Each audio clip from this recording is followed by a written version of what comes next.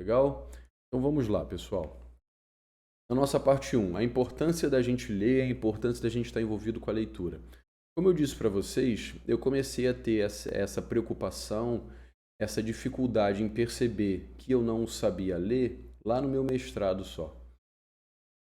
No mestrado, a gente tem duas dificuldades principais. A gente tem que começar a ter uma rotina de leitura que não é comum e a gente precisa ler materiais, textos que geralmente estão escritos em língua inglesa, que não é a nossa língua principal. A gente tem essas duas dificuldades. E a partir disso, então, eu fazia aula de inglês, sempre fiz aula de inglês e comecei a perceber o seguinte, Zé Renato, caramba, eu fiz inglês à toa a minha vida toda. Talvez se eu ler alguma coisa em português vai ser mais fácil, antes de ler aquele mesmo artigo em inglês. E eu comecei a ler também artigos em português.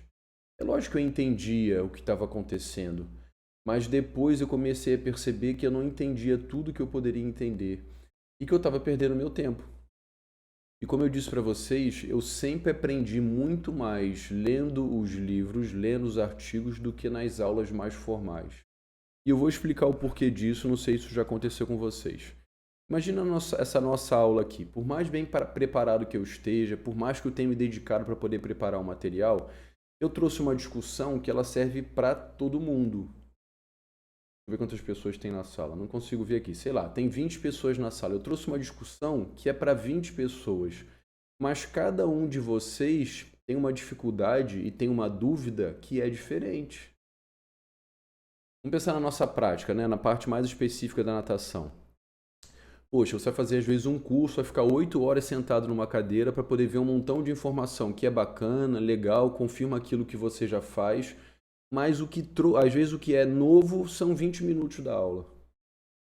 E às vezes você tem uma dúvida que você gostaria de perguntar para o professor e você nem conseguiu perguntar porque tinha muita gente, seja lá o que for. É diferente de um livro, Fran. Quando você está com um livro, você pode ir lá no sumário do livro, dar uma olhada e perceber o seguinte: eu só quero ler o que está na página 30. Você vai na página 30, lê aquela parte e você soluciona uma dúvida que é sua. Então, quando a gente lê um livro, quando a gente lê um artigo, é como se você estivesse conversando com um autor. Isso que eu gostaria que vocês tivessem na cabeça. Ler um livro é conversar com um professor, é conversar com o autor que escreveu aquele livro. E eu não preciso ler o livro todo. Eu não preciso assistir toda a apresentação. Eu posso ler o livro a partir do ponto que eu tenho dificuldade. É lógico, se você puder ler a obra inteira, isso vai ser muito mais interessante para você. E como eu disse, às vezes você está sentado, achou que não fosse aprender nada e aprendeu um montão de coisa, mas essa é a diferença do livro. E por isso que eu já aprendi muito mais com os livros do que com os meus cursos formais. E lógico, eu aprendi com meus cursos formais, mas as leituras sozinhas para mim foram muito importantes. E muitas vezes a gente pauta a nossa prática somente nas experiências que nós tivemos na nossa graduação.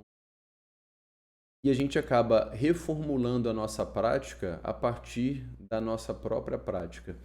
O que significa isso? Significa que no meu dia a dia eu vou tendo algumas dúvidas, talvez a minha própria experiência consiga responder aquelas dúvidas de como agir, de como lidar com aqueles alunos, e eu fico naquele ciclo de que a minha prática é reformulada, é alimentada somente pela minha própria prática. Isso não é ruim, mas será que não seria interessante a gente aprender com os outros? É aquela ideia, por que eu não vou aprender a fazer o certo observando os outros? Eu posso observar os outros e aprender com essas pessoas para que eu não cometa os mesmos erros.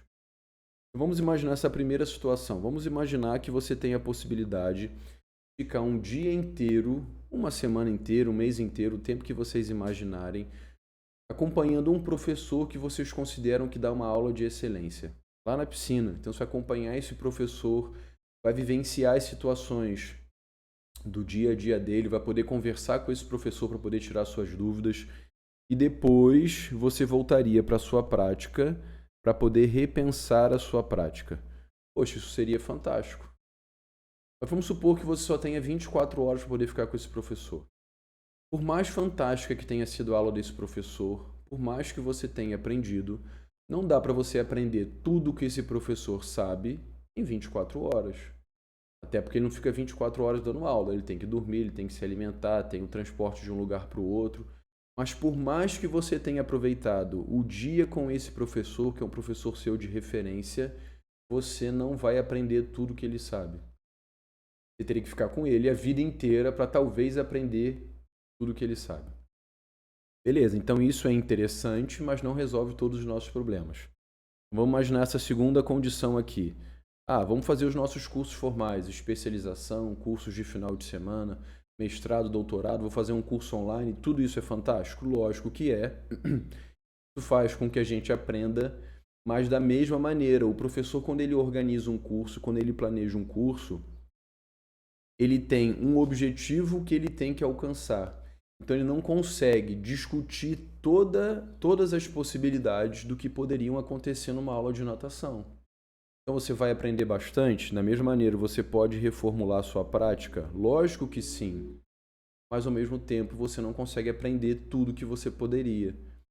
E aqui a gente tem que gastar dinheiro, a gente tem que gastar tempo, porque são cursos longos. Vamos pensar, mas é bacana, lógico que é, e todo mundo faz isso, eu faço isso até os dias de hoje. Mas se a gente dedicasse uma parte do nosso dia a dia para poder ler, se a gente dedicasse um momento na parte da manhã, na parte da tarde ou da noite, ou que você concentrasse um momento do seu final de semana para que você pudesse ler alguma coisa, para que você pudesse ter contato com diferentes autores que falam sobre o ensino da natação.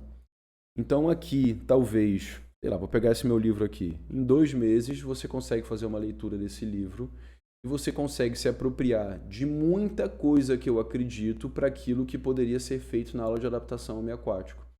E todas as vezes que você tiver dúvidas, você pode voltar no livro e conversar comigo sobre aquilo que eu acredito para a aula de adaptação ao meio aquático. E se você perceber que alguma coisa que eu discuti não foi discutido da maneira que você gostaria, na profundidade que você gostaria, ou você não concorda com aquilo, você pode recorrer a qualquer outro autor e você pode começar a colocar os autores para conversar. Então você lê um livro do Marlon, lê um livro do José Renato, e você agora vai pensar o seguinte, em quais pontos eles concordam? Em quais pontos eles discordam? Vamos supor que o Marlon mora na Espanha e você seria impossível de fazer um curso com ele, mas se você puder ler um livro dele, você consegue entender aquilo que a filosofia que ele tem de trabalho do ensino da natação, da adaptação ao meio aquático, dos outros esportes aquáticos, e você consegue conflitar aquilo que ele traz como ideal com aquilo que o José Renato traz como ideal, por exemplo, ou a Fran. Então, esse é o segredo da leitura.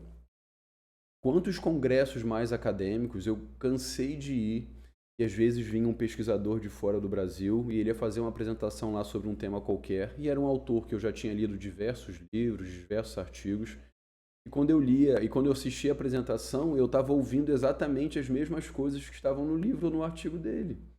E não tem como ele inventar isso de outro lugar. Ele vai falar sobre aquilo que ele sabe e grande parte daquilo que ele sabe está nos livros ou nos artigos. Isso é bacana também, porque alguns alunos que já compraram meus livros ou leem os meus artigos, eles falam assim comigo, principalmente nos livros, que a linguagem ela é mais informal, falam assim, professor, quando eu leio o livro parece que eu estou ouvindo a sua voz. Não é? E isso é muito bacana, ainda mais um livro que a gente consegue escrever mais da maneira que a gente fala, diferente de um artigo que tem que ser mais formal.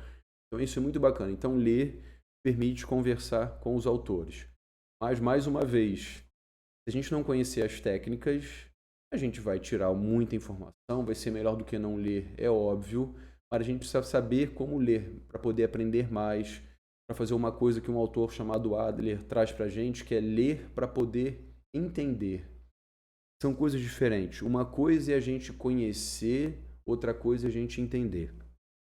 Hoje em dia, com as redes sociais, é engraçado na nossa área quantas pessoas que não são professores de educação física, não são professores de natação, que dão aí informações nas redes sociais sobre como nadar, como se alimentar, como fazer um montão de coisa. E essas pessoas sequer têm informação para isso. Mas como são pessoas que têm muitos seguidores, as pessoas acreditam naquelas informações. E elas passam a ter aquilo como verdade. Então as pessoas veem vídeos de 20 segundos, de 1 minuto no Instagram, por exemplo, e elas acham que estão entendendo sobre aquele assunto, quando na verdade não. Elas estão conhecendo sobre aquele assunto. Então conhecer é algo, para esse autor, conhecer é algo muito mais simples, é superficial. Tem livros que a gente vai ler muito mais com a intenção de conhecer, mas tem livros que a gente deveria ler e artigos com a intenção de entender. Essa semana, o César Cielo fez uma postagem no Instagram dele ensinando um educativo para a braçada do nado de crawl. O educativo é mais ou menos o seguinte: o nadador, o aluno, né, vai ficar com um braço parado na frente, ele vai rodar o outro braço, tocar uma mão em cima da outra. Quando a mão que está chegando tocar na mão que está parada, vai fazer a braçada com o braço oposto. Legal.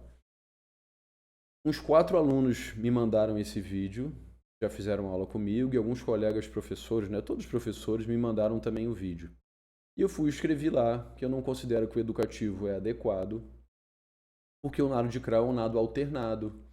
E se a gente propõe esse tipo de educativo que um braço espera o outro chegar para poder fazer a braçada, você está induzindo o aluno a nadar de maneira sobreposta, e o nado de crawl não é assim, o nado é alternado. Beleza. Algumas pessoas deram lá like no meu comentário, etc. Mas se você for ver o comentário da grande maioria das pessoas nossa, excelente, graças a esse educativo agora eu aprendi a nadar, vou usar esse educativo nas minhas aulas. E é um exercício que, em princípio, está errado. Induz o aluno ao erro. Significa que nunca pode ser usado? Não é isso, mas talvez usá-lo em contraposição a um exercício que o aluno entenda que o nado é alternado. Que a braçada do nado de crawl não é uma braçada sobreposta. Então a gente tem que mudar desse patamar de só conhecer para um patamar de entender.